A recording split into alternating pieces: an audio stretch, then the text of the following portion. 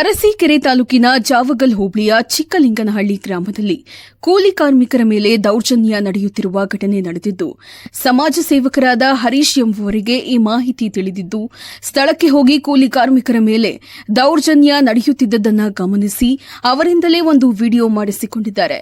ವಿಡಿಯೋದಲ್ಲಿ ಮಾತನಾಡಿದ ಕೂಲಿ ಕಾರ್ಮಿಕರು, ಲಕ್ಷ್ಮಣ್ ಎಂಬುವ ವ್ಯಕ್ತಿ ಆರ್ಮಿ ಅಧಿಕಾರಿ ಎಂದು ಹೇಳಿ ಐಡಿ ಕಾರ್ಡ್ ತೋರಿಸಿ ಕೂಲಿ ಕೆಲಸ ಮಾಡಲು ಬಸ್ ನಿಲ್ದಾಣದಲ್ಲಿ ಮಲಗಿರುವ ಕಾರ್ಮಿಕರಿಗೆ ಅಡಿಕೆ ತೋಟ ಹಾಗೂ ಶುಂಠಿ ತೋಟದಲ್ಲಿ ನಿಮಗೆ ಕೆಲಸ ಕೊಡುತ್ತೇನೆ, ಊಟ ವಸತಿ ಇರಲು ಮನೆ ದಿನಕ್ಕೆ 800 ಸಂಬಳ ಕೊಡಿಸುತ್ತೇನೆ ಎಂದು ಮೇಸ್ತ್ರಿಗಳಾದ ಆನಂದ್, ಯುವರಾಜ್, ಶಶಿಕುಮಾರ್ ಇವರ ಹತ್ತಿರ ಬಿಡುತ್ತಾರೆ. ಆದರೆ ಕೂಲಿ ಕಾರ್ಮಿಕರಿಗೆ ಸರಿಯಾದ ರೀತಿ ಸಂಬಳ ನೀಡದೆ, ಸೌಲಭ್ಯವನ್ನೂ ನೀಡದೆ ಅವರ ಮೇಲೆ ದೌರ್ಜನ್ಯ ಮಾಡಿರುತ್ತಾರೆ. ಅವರ ಮೇಲೆ ಜೀತದಾಳ ಪದ್ಧತಿ ತೋರಿರುತ್ತಾರೆ.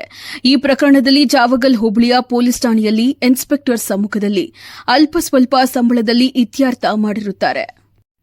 ಕೂಲಿ ಕಾರ್ಮಿಕರ ದೌರ್ಜನ್ಯದ ಬಗ್ಗೆ ಹೋರಾಟ ಮಾಡಿದ ಸಮಾಜ ಸೇವಕರಾದ ಹರೀಶ್ ಎಂಬುವರ ಮೇಲೆ ಯುವರಾಜ್, ಆನಂದ್, ಶಶಿಕುಮಾರ್ ಹಾಗೂ ಅವರ ಸಹಚಾರಿಗಳು ತೋಟದಲ್ಲಿ ವ್ಯವಸಾಯ ಮಾಡುತ್ತಿರುವ ಸಂದರ್ಭದಲ್ಲಿ ಹರೀಶ್ ಹಾಗೂ ಅವರ ಹೆಂಡತಿಯ ಮೇಲೆ ಮಾರಕಾಸ್ತ್ರಗಳಿಂದ ಹಲ್ಲೆ ಮಾಡಲು ಪ್ರಯತ್ನಿಸಿ ಮೊಬೈಲ್ ಹೊಡೆದು ಹಾಕಿ ದೌರ್ಜನ್ಯ ಎಸಗಿರುತ್ತಾರೆ. ಕೂಲಿ ಕಾರ್ಮಿಕರ ಮೇಲೆ ನಡೆಯುತ್ತಿದ್ದ ದೌರ್ಜನ್ಯವನ್ನು ತಡೆಯಲು ಹೋಗಿದ್ದಕ್ಕೆ ನನ್ನ ಮೇಲೆ ಹಲ್ಲೆ ಮಾಡುತ್ತಿದ್ದಾರೆ ಎಂದು ಆರೋಪಿಸಿದ್ದಾರೆ. ಪೊಲೀಸ್ ಇಲಾಖೆ ಕೂಡಲೇ ಇವರ ವಿರುದ್ಧ ಕ್ರಮ ಕೈಗೊಳ್ಳಬೇಕೆಂದು ಕೇಳಿಕೊಂಡರು. ವರದಿ SLN ಯೋಗೇಶ್, ಅರಸೀಕೆರೆ, ಹಾಸನ ಜಿಲ್ಲೆ. ಇದೆಯಾ? ಎಷ್ಟು ಕೊಟ್ಟಿಯ ನಿನಗೆ ಸಂಬಳನ? ಏನು 1 ರೂಪಾಯಿನೂ ಕೊಟ್ಟಿಲ್ಲ. ನಿಮಗೆ ಸ್ನಾನ ಮಾಡಕ್ಕೆ ಎಲ್ಲ ಎಷ್ಟು ದಿನಕ್ಕೆ ಬಿಡ್ತಾರೆ? 15 ದಿನಕ್ಕೆ, ಒಂದು ತಿಂಗಳಿಗೆ. ಇಲ್ಲಿ ಸಂಬಳ ಕೊಟ್ಟಿಲ್ಲ ಅಂದ್ರೆ ನೀವು ಊರಿಗೆ ಹೋಗ್ತೀವಿ ಅಂದ್ರೆ ಬಿಡ್ತಾರ ಇವರು? ಏನು ಬಿಡಲ್ಲ. ನಿಮ್ದು ಎಷ್ಟು ತಿಂಗಳಿಂದ ಇದೆಯಣ್ಣ ನೀನು? ನಿಮ್ದು ಯಾವ ಊರು? ಗೋಕಾಕ್ ನಿಮ್ದು. ನಿಮ್ಗೆ ಎಷ್ಟು ತಿಂಗಳಿಂದ ಕೆಲಸ ಮಾಡಿರ ಇವ್ರ ಹತ್ರ? 11 ತಿಂಗಳಿಂದ. 11 ತಿಂಗಳಿಂದ ಎಷ್ಟು ಕೊಟ್ಟಾರ ನಿಮಗೆ ಸಂಬಳ? 6,000 ಕೊಟ್ಟಾರೆ. ಫೋನ್ ಪೇ ಮಾಡಿ. ಇನ್ನ ಮಿಕ್ಕಿದ್ದು ಇದುವರೆಗೂ ಕೊಟ್ಟಿಲ್ಲ. ಕೇಳೋರು ಏನಂತಾರೆ? ಹೌದಾ? ನಿನ್ನ ಹೆಸರು ಏನಣ್ಣ? ತಿಮ್ಮ. ನಿಮ್ದು ಯಾವ ಊರು? ಬಳ್ಳಾರಿ. ನೀವ್ ಎಷ್ಟು ತಿಂಗಳಿಂದ ಇದೀರಾ? 2 ತಿಂಗಳ ಆಯ್ತಣ್ಣ.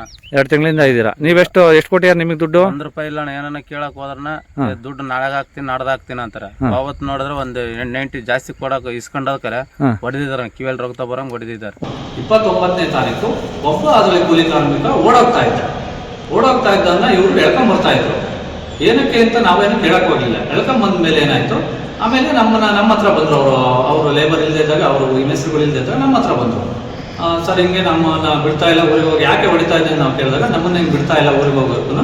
ಜೀತ ಪದ್ಧತಿಯಲ್ಲಿ ವರ್ಷದಿಂದ 6 ತಿಂಗಳಿಂದ 8-9 ತಿಂಗಳಿಂದ ನಮ್ಮನ್ನ ಇಟ್ಕೊಂಡು ನಮ್ಗೆ ಊರಿಗೆ ಹೋಗೋಕ್ಕೂ ಬಿಡ್ದಲೆ, ಊಟ ತಿಂಡಿಯನ್ನು ಸರಿಯಾಗಿ ಕೊಡ್ತಾರೆ, ನಮಗೆ ಈ ಥರ ದೌರ್ಜನ್ಯ ಮಾಡ್ತಾ ಇದ್ದಾರೆ ಅಂತ ನಮ್ಮ ಹತ್ರ ಅವರ ದುಃಖನ ತೋಡ್ಕೊಂಡು ನಾವು ಯಾಕೆ ಅಂತ ಕೂಲಂಕುಷವಾಗಿ ಕೇಳಿದಾಗ, ಅವ್ರು ಯಾವ ಊರು ನಿಮ್ದೆಲ್ಲ ಅಂತ ಕೇಳಿದಾಗ, ಅದೆಲ್ಲ ವಿಡಿಯೋದಲ್ಲಿ ಇದೆ, ಅದನ್ನೆಲ್ಲ ನೀವು ನೋಡ್ಬೋದು.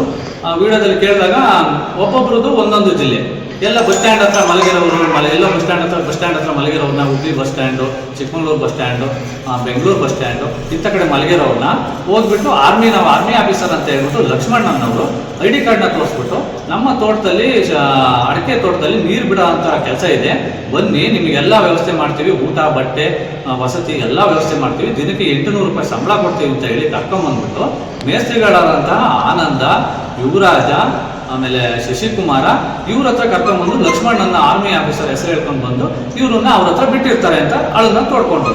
ಅವರಿಗೆ ಸ್ನಾನ ಮಾಡೋದಕ್ಕೋಸ್ಕರ ಸರಿಯಾದ ವ್ಯವಸ್ಥೆ ಮಾಡಿಲ್ಲ.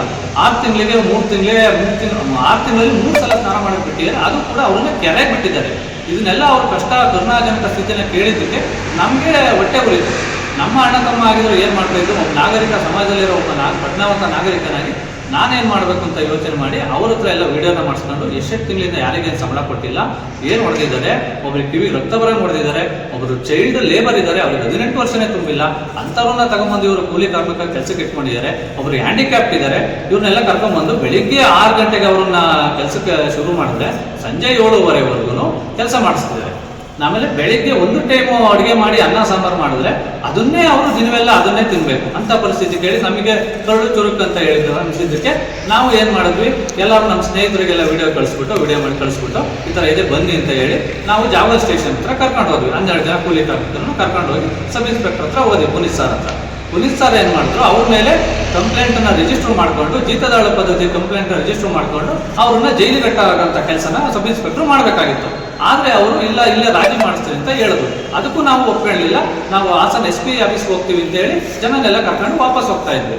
ಆವಾಗ ಬೇಡ ನಾನೇ ಇಲ್ಲಿ ಇದ್ದೀನಿ, ನಾನು ಇದ್ದಂಗೆ ನನ್ನ ಮೇಲೆ ಯಾಕೆ ಹೋಗ್ತೀರಾ, ನಾನು ನಿಮಗೆ ಸಮಸ್ಯೆ ಬಗೆಹರಿಸ್ತಿಲ್ಲ ಅಂತ ಆಮೇಲೆ ಮುಂದಿನ ಕ್ರಮ ವಹಿಸ್ರಂತೆ ಅಂತ ವಾಪಸ್ ಕರ್ಸ್ಕೊಂಡ ಮೇಲೆ ಇವರು 6 ತಿಂಗಳು ಕೆಲಸ ಮಾಡಿದವ್ರಿಗೆ 3 ತಿಂಗಳು 6 ತಿಂಗಳಲ್ಲಿ ನೀನು 3 ತಿಂಗಳು ಕೆಲಸ ಮಾಡಿರೋದು, 3 ತಿಂಗಳು ಮನೇಲಿ ಮಲಗಿದ್ದೆ, ಕೆಲಸ ಇರಲಿಲ್ಲ ಅವಾಗ ಅಂತೇಳಿ 3 ತಿಂಗಳಿಗೆ ಮಾತ್ರ ಬರ್ಸಿದ್ರು. 11 ತಿಂಗಳು ಕೆಲಸ ಮಾಡಿದವನಿಗೆ 4 ತಿಂಗಳು ಬರ್ಸಿದ್ರು.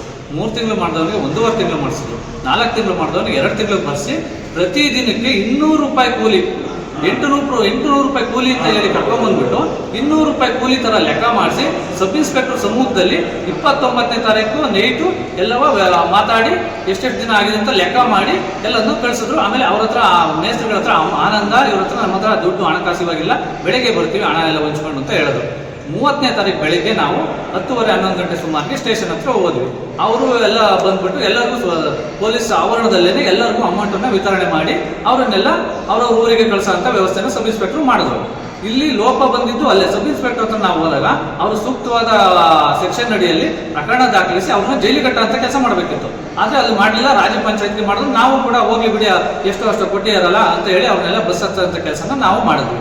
ಇದು ಆದಮೇಲೆ ಸ್ಟೇಷನ್ನಿಂದ 30ನೇ ತಾರೀಕು ಅದು ಬಗೆಹರಿಸಿ ಸ್ಟೇಷನ್ನಿಂದ ಹೊರಗಡೆ ಬಂದಂಥ ಸಮಯದಲ್ಲಿ ನಮ್ಮ ಮೇಲೆ ಇವನಿಂದನೇ ಆಗಿದ್ದು, ನಿನಗೆ ಹಾಕೋಬೇಕು, ನಿನ್ನ ಅಣ್ಣನ ಅವನ ತಮ್ಮನೋ ನಿನಗೇನೋ ಆಗಬೇಕು, ಇದರಿಂದ ನಾವೆಂಗೂ ಅವ್ರನ್ನ ಕೆಲಸ ಮಾಡಿಸ್ಕೊಂಡಿದ್ವಿ, ಡೈಲಿ 15,000 ರೂಪಾಯಿ 20,000 ರೂಪಾಯಿ ಆದಾಯ ಇತ್ತು ನಮಗೆ ಅವರಿಂದ, ನೀನು ಯಾರು ಬಂದು ಮಧ್ಯದಲ್ಲಿ ನಮ್ಮ ಲೇಬರ್ನ ಹಾಳು ಮಾಡಿದೆ ಅಂತ ಹೇಳಿ ನನ್ನ ಮೇಲೆ ಅಲ್ಲೇ ಮಾಡೋದಕ್ಕೆ ಬಂದರು. ಪುನೀತ್ ಸಾರು, ಸಬ್ ಇನ್ಸ್ಪೆಕ್ಟರ್ ಆದಂಥ ಪುನೀತ್ ಸಾರು, ಸಿಬ್ಬಂದಿ ವರ್ಗದವರು ಎಲ್ಲ ಬಿಡಿಸಿ ನನ್ನನ್ನು ಕಳಿಸಿದ್ರು. ಇಷ್ಟೆಲ್ಲ ಆದಮೇಲೆ ಆ ಒಂದು ದ್ವೇಷಕ್ಕೆ ಆನಂದ, ಯುವರಾಜ, ಶಶಿಕುಮಾರ ಮತ್ತೆ ಮತ್ತೊಬ್ಬ KA 13AA2502 ಅನ್ನೋ ಬುಲೆರೋ ಗಾಡಿಲಿ ಸಂಜೆ 7 ಗಂಟೆಗೆ ನಾನು ಮತ್ತೆ ನಮ್ಮ ಮನೆಯವರು ಮಿಸ್ಸಸ್ ಹೊಲದಲ್ಲಿ ಬೋರ್ ಆನ್ ಮಾಡಿ, ನಮ್ಮ ಜಮೀನಲ್ಲಿರೋ ಬೋರ್ ಆನ್ ಮಾಡಿ ವಾಪಸ್ ಮನೆಗೆ ಬರ್ತಾ ಇದ್ದಂಥ ಸಮಯದಲ್ಲಿ ನಮ್ಮನ್ನ ಅಡ್ಡ ಹಾಕಿದ್ರು. ನಮ್ಮ ಬೈಕನ್ನು ಅಡ್ಡ ಹಾಕಿ ನಿನ್ನಿಂದನೇ ಆಗಿದ್ದು ಅಂತ ಅವ್ಯಾಚ ಪದಗಳಿಂದ ನಮ್ಮನ್ನು ನಿಂದಿಸಿ ನನ್ನ ಮೊಬೈಲನ್ನು ಕಸಿದ್ಕೊಂಡು ಅದನ್ನು ಧ್ವಂಸಪಡಿಸಿ, ಇದೇ ಮೊಬೈಲಲ್ಲಿ ಅವರು ವಿಡಿಯೋ ಮಾಡಿದ್ದು ಅಂತೇಳಿ ನನ್ನ ಮೊಬೈಲ್ನ ಧ್ವಂಸ ಮಾಡಿ ನಮ್ಮನೆವರೆಗೂ ಹಲ್ಲೆ ಮಾಡಿ ಎಳೆದಾಡಿ ನನಗೆ ಹೊಡೆದು ಶಶಿಕುಮಾರ್ ಅನ್ನವನು, ಇವನು ಆನಂದ ಮತ್ತು ಯುವರಾಜನವರು ನನ್ನ ಎಡ ಮತ್ತು ಬಲ ಕೈನ ಹಿಡ್ಕೊಂಡ್ರು. ಶಶಿಕುಮಾರ್ ಅನ್ನೋನು ನನ್ನ ತಲೆಯನ್ನು ಗುರಿ ಇಟ್ಟು ನನ್ನನ್ನು ಮರ್ಡರ್ ಮಾಡುವಂಥ, ಕೊಲೆ ಮಾಡುವಂಥ ದುರುದ್ದೇಶದಿಂದ ನನ್ನ ಮೇಲೆ ಮಚ್ಚನ್ನು ಬೀಸಿದ. ಆ ಬೀಸಿದ ರಭಸದಲ್ಲಿ ನಾನು ಜೋರಾಗಿ ತಪ್ಪಿಸ್ಕೊಂಡು ಕೆಳಗೆ ಕೂತಿದ್ರಿಂದ ನನ್ನ ಜೀವ ಇವತ್ತು ಉಳಿದಿದೆ.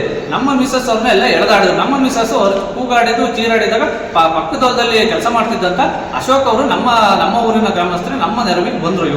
ಇವರು ಬಂದ ಮೇಲೆ ಎಲ್ಲರನ್ನ ತಿಳಿಪಡಿಸಿ ಇದು ಮಾಡೋಕ್ಕೆ ಸಂಭಾಲಿಸೋಕ್ಕೆ ನೋಡಿದ್ರು. ಆದ್ರೂ ಅವರು ಬಿಡದೆ ನನ್ನ ಶರ್ಟ್ ಎಲ್ಲ ಹರಿದು ನನ್ನ ಮೇಲೇ ಹಲ್ಲೆ ಮಾಡಿ, ನಮ್ಮ ವೈಫನ್ನ ಹಲ್ಲೆ ಮಾಡಿ, ಅವರನ್ನ ಕೆಳಗೆ ಬೀಳಿಸಿ ಅವರನ್ನ ಮೇಲೆ ಹಲ್ಲೆ ಮಾಡಿ, ಅವರನ್ನ ಎಡಗೈಗೆ ಅವರಿಗೆ ರೀಪೀಸಲ್ಲಿ ಎಡಗೈಗೆ ಬಲವಾಗಿ ಹೊಡೆದು ನಮ್ಮನ್ನ ಗಾಯಗೊಳಿಸಿ ಇಷ್ಟೆಲ್ಲ ಆದಮೇಲೆ ಅಕ್ಕಪಕ್ಕ ಇದ್ದಂಥ ನಮ್ಮ ಅಕ್ಕಪಕ್ಕ ಗ್ರಾಮಸ್ಥರು ಎಲ್ಲ ಬಂದು ಅದನ್ನು ಬಿಡಿಸಿ ತಿಳಿಗೊಳಿಸಿ ಇದು ನಮ್ಮನ್ನು ಬಿಡಿಸೋಂಥ ಪ್ರಯತ್ನ ಮಾಡಿದ್ರು.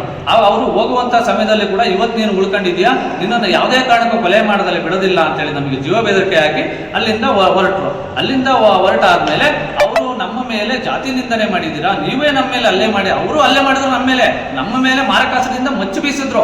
ಇಷ್ಟೆಲ್ಲ ಅವರೇ ಮಾಡಿ ಅವರೇ ನಮ್ಮ ಹೋಗಿ ಗೌರ್ಮೆಂಟ್ ಹಾಸ್ಪಿಟಲ್ ಅಡ್ಮಿಟ್ ಆಗ್ಬಿಟ್ಟು ನಾವು ಜಾತಿ ನಿಂದನೆ ಮಾಡಿದ್ದೀವಿ ಅಂತೇಳಿ ನಮ್ಮ ಮೇಲೆ ನಕಲಿ ಒಂದು ದಾವೆಯನ್ನು ದಾಖಲಿಸಿದ್ರು.